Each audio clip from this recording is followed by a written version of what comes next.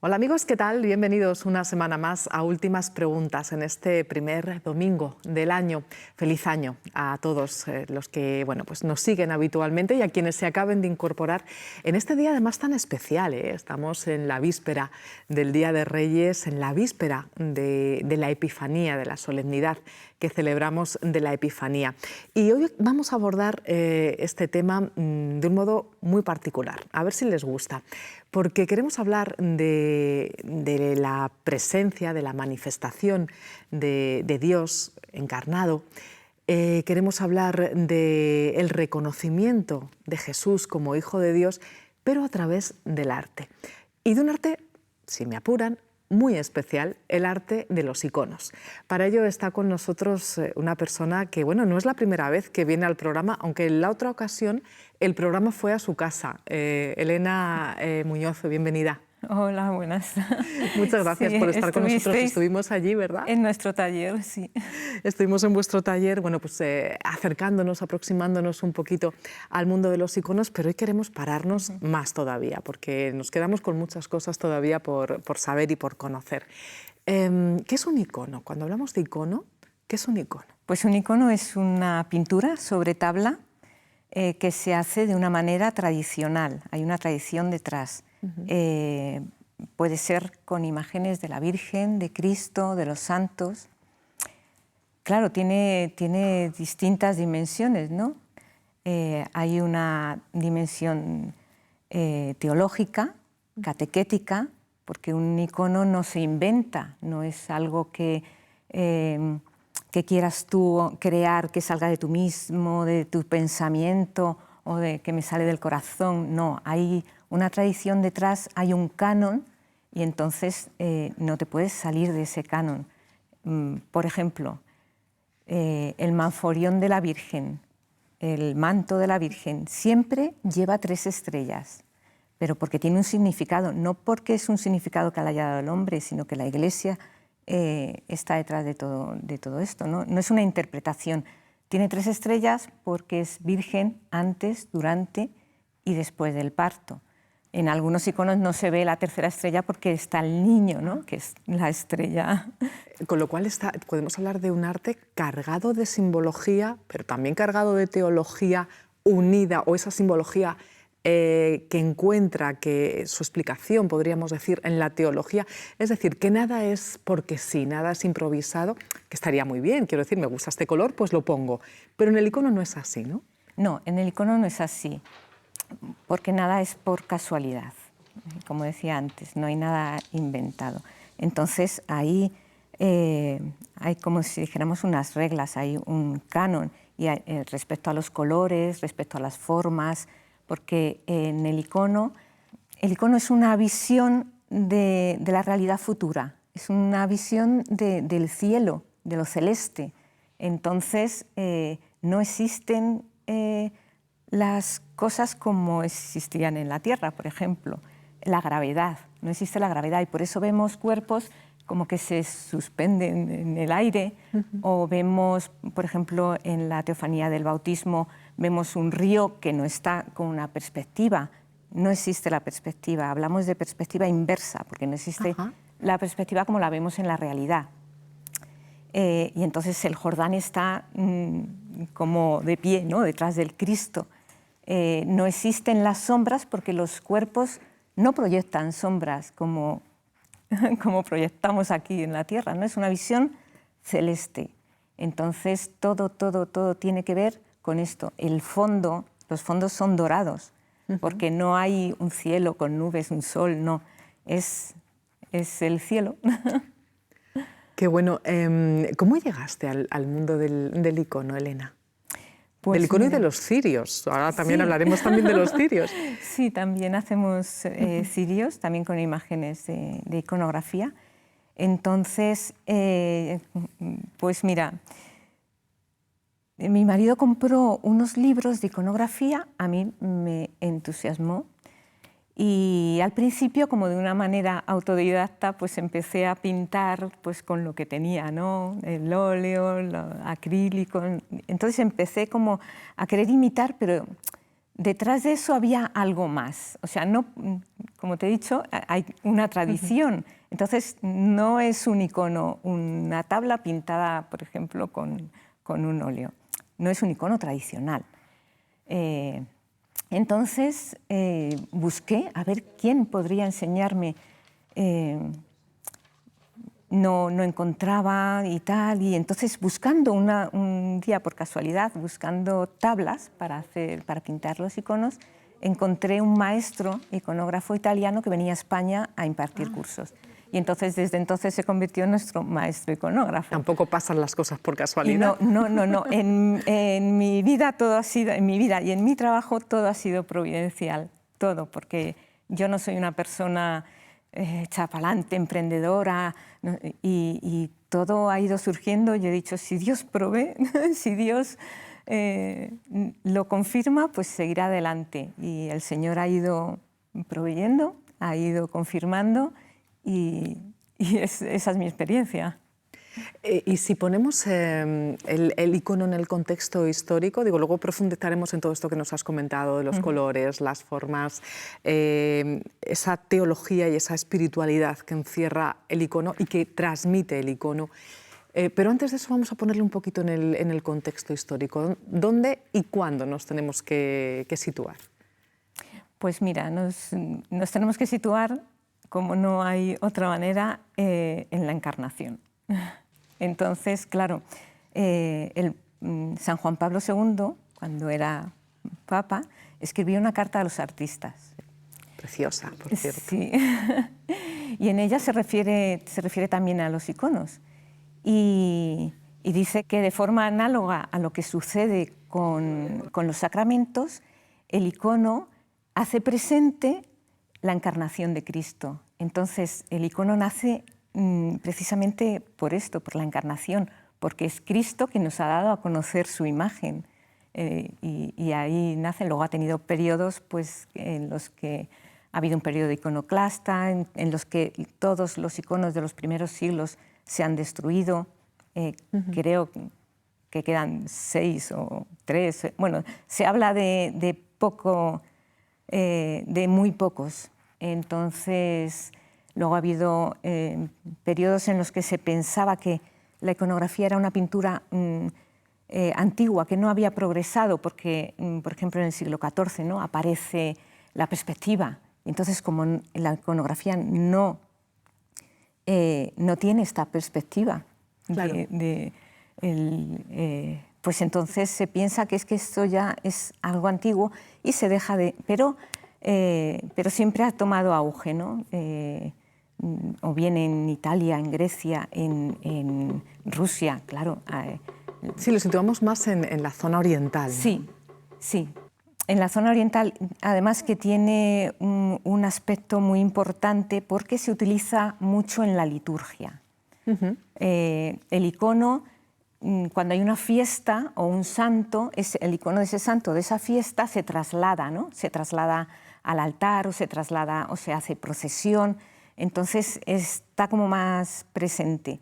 Y siempre la pintura, tanto el icono como la pintura cristiana, pues siempre ha tenido una importancia para el pueblo muy grande, porque incluso los grandes retablos, ¿no?, que conocemos, porque no siempre el Evangelio, las Escrituras, han estado en manos de todos. Claro. Entonces, la forma de catequizar, la forma de dar a conocer los misterios de la fe era a través de las imágenes.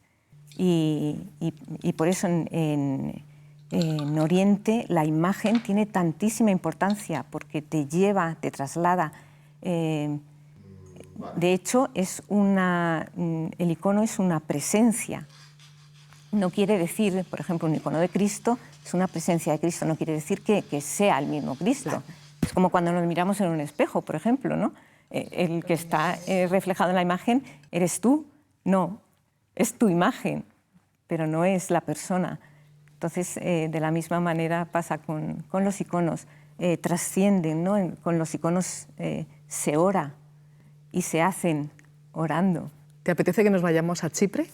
Pues sí, nos vamos a Chipre porque, bueno, se han visto en la conversación, Elena está hablando en plural continuamente, y es que cuando habla de nosotras, está refiriéndose también a su hija, a Débora Martínez, que está en Chipre, pero lo demás mejor que nos lo cuente ella. Bueno, saludo desde Chipre, donde estoy viviendo con mi marido Fran, y es que somos misioneros del camino neocatecumenal.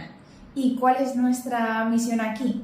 Pues un día el obispo vio que a su pueblo le hacía falta una presencia cristiana, que hacía falta personas que vivieran su fe, que vivieran su vida diaria muy normalmente, pero con fe. Entonces, eso es lo que hacemos, somos una misión oyentes y estamos llamados a vivir en medio de este mundo siendo sal. Yo empecé a pintar iconos pues mirando a mi madre, viéndola pintar por las noches cuando era pequeña, que ella tenía que pintar así por las noches, y pues mirándola y preguntándola, porque yo sabía que en la iconografía cada cosa, que tiene un lenguaje propio, ¿no? Que cada cosa significa una cosa. Entonces yo le preguntaba, ¿y esto por qué? ¿Y este color? Y luego pues crecí un poco rodeada de estos libros que tanto inspiraban a mi madre. Entonces a mí, que me encantaba leer, pues me los leía todos. Quien ha preservado la iconografía tradicional y este canon ha sido la Iglesia ortodoxa y también las iglesias orientales, muchas de ellas católicas. Esta Iglesia oriental es el pulmón espiritual, ¿no? Entonces, por eso esta iconografía tiene una parte tan grande de espiritualidad, de simbolismo, de lo sagrado, de lo sacro, ¿no? Lo ha preservado muy bien esta parte teológica sacra reflejada en la pintura.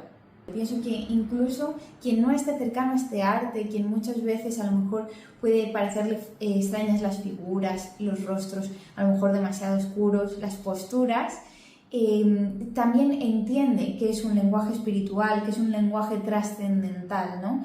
Desde luego, los iconos están hechos para la oración, porque tienes ese momento de intimidad y de presencia de Cristo, de la Virgen, de los santos, ¿no? Hace presente esto en nuestro hogar. Si miro atrás veo que ha habido un camino absolutamente, ¿no? Recorrido, y veo que me queda tanto por recorrer, ¿no? Y van como muy unidas, mi vida espiritual y mi vida artística. De hecho, a veces que te dicen, no, pero píntame esto otro, si no refleja mi fe, no lo voy a pintar. Y cuando me piden a lo mejor otras cosas, una flor, un bosque, es que no hago ese tipo de pintura porque tengo una necesidad artística de pintar constantemente a la Virgen, a los santos, a Cristo. No es que es lo que me nace del corazón, simplemente, ¿no? Y bueno, ¿qué me aportan en sí los iconos?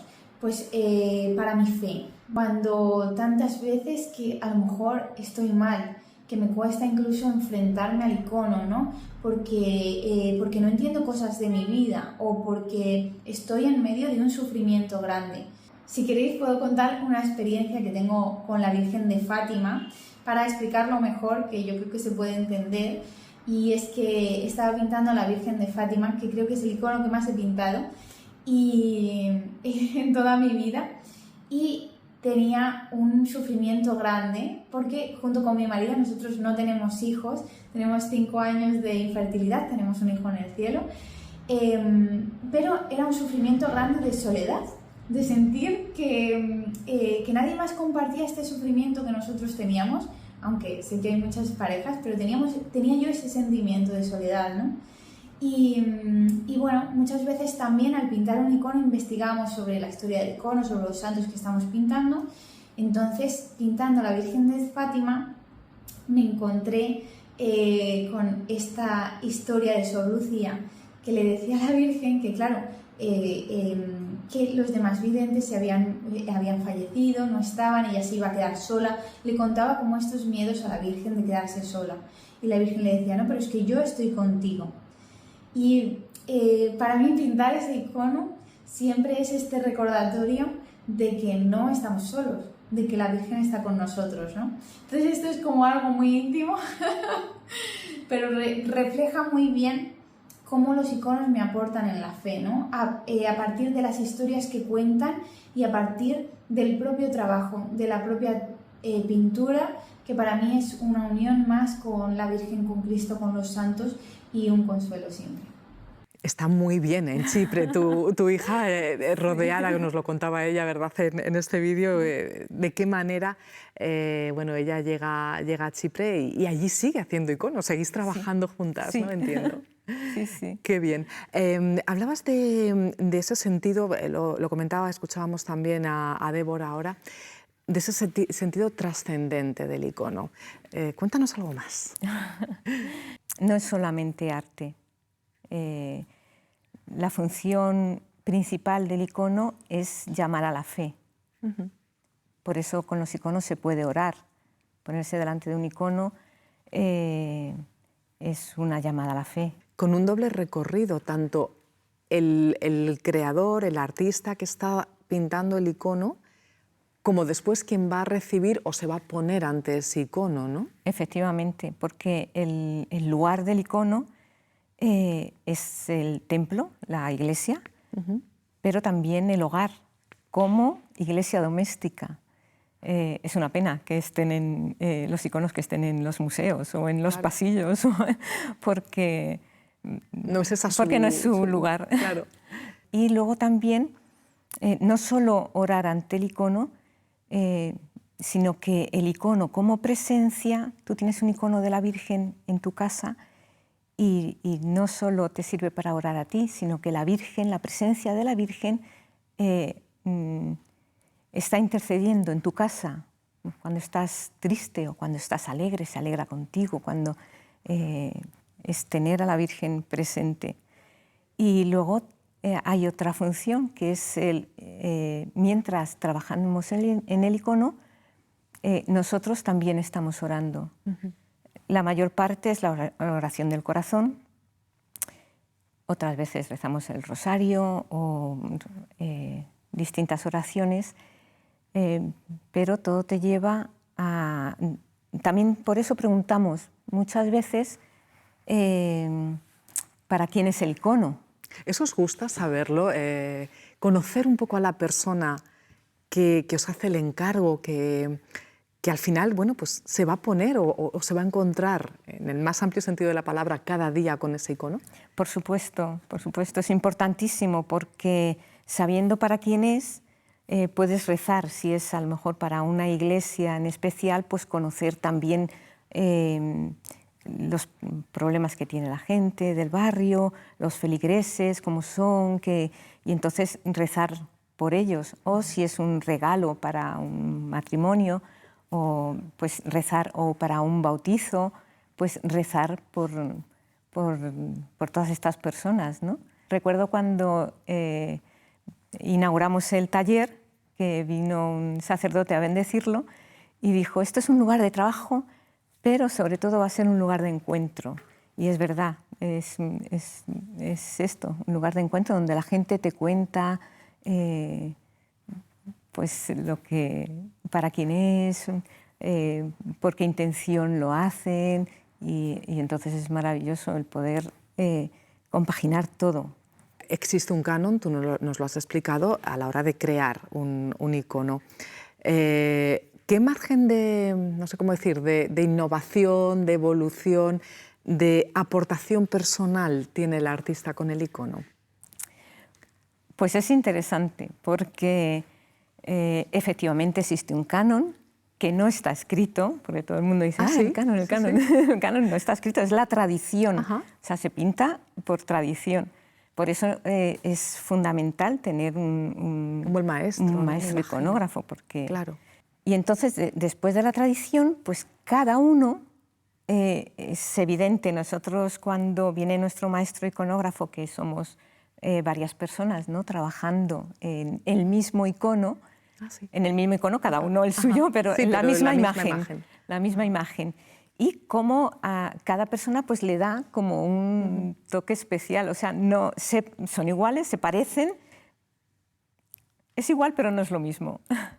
Entonces cada uno le da un toque diferente. Lo que no puedes es innovar, inventar cosas. Pues lo que te decía antes, pues en vez de 3 estrellas, pues las estrellas se las voy a poner, en vez de en el manto, se las voy a poner en el cuello.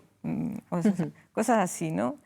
Es mejor seguir la tradición. Y pasar esa tradición, ¿hay interés por seguir en el mundo del icono? Sí, hay épocas. Hay épocas de menos interés, pero ahora está resurgiendo. Yo veo, ¿Sí? Lo veo por la gente que nos pregunta, ¿no? De cómo podría yo aprender, cómo podría... Y entonces veo que hay un auge, porque incluso cuando les hablamos, ¿no?, de las clases de nuestro maestro iconógrafo que viene todos los años, cada vez hay más gente que se apunta, incluso Débora también ha impartido cursos, a veces los hemos impartido entre las dos. Y vemos que cada año es más la gente que está interesada por este tema, y no solamente interesada en esa ocasión, sino que luego tienen una formación continua, porque nunca se acaba de aprender, esto es... Es constante evolución, ¿no? Sí. En vuestro taller también hacéis cirios. Háblanos un poquito de los cirios, Elena. Bueno, pues en realidad el taller empezó con los cirios porque era el volumen de trabajo que más había. Iconos hacíamos pocos, que luego ya ha ido la cosa creciendo y tal, pero en un principio empezamos con los cirios porque es interesante que no me había planteado nunca dedicarme a ello, pero yo tengo 7 hijos, aparte de Débora. Y cuando eran pequeños, pues teníamos una peregrinación a Loreto, al santuario de Loreto. Entonces yo pintaba el cirio. Nosotros vivimos la fe en una comunidad neocatecumenal. Y yo pintaba el cirio para mi comunidad, porque me gustaba pintar y tal, y ya está. Y entonces en ese momento yo no estaba trabajando, dejé de trabajar porque ya tenía el 4.º hijo, ya era muy difícil compaginar. Y entonces dije, bueno, pues voy a ofrecer a 2 o 3 parroquias que conozco, hacerles el cirio pascual para sacar fondos para ir a la peregrinación. Ajá.